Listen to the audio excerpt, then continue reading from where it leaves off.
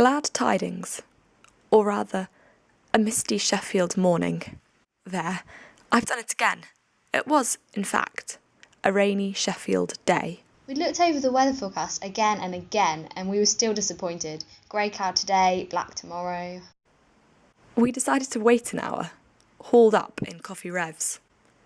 We waited. 58 minutes, Lucy noted. I had a preliminary look out of the Union View windows, and although the horizon was blurred, we decided to give it a go. It would be atmospheric, maybe even look like the snow that the video template was full of. We didn't use the paternoster, but the bouncing of the lift made me giddy.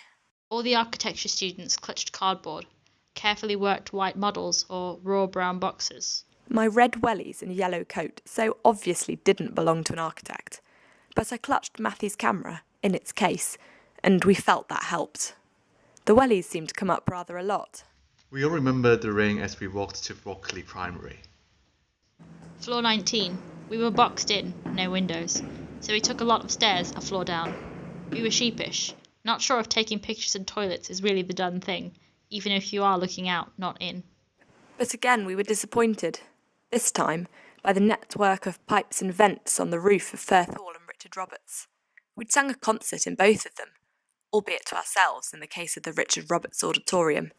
But you don't hear a view, only see it, so we hadn't taken any notice. From here we could see the Union, where half of committee waited in Coffee Revs, and stacks of sheet music lay piled in the locker, our raw material, I suppose.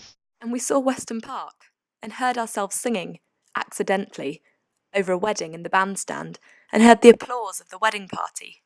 And in mapping, we heard a bass shout house when Matthew called out member number 67. So you see, Sing Sock Sheffield doesn't really lie in a camera, or drawn on a piece of flip chart paper. Our map is vocal.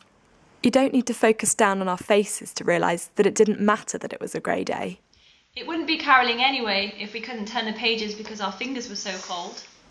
But Harriet told the Arts Tower to be quiet. Nice and quiet, please! And we sang a carol devised in Autobridge. We sang Hark, Hark in the stairwell of the base of the building. But the sound resounded up and around, and it was our voices that lay at the centre of the Sheffield we knew.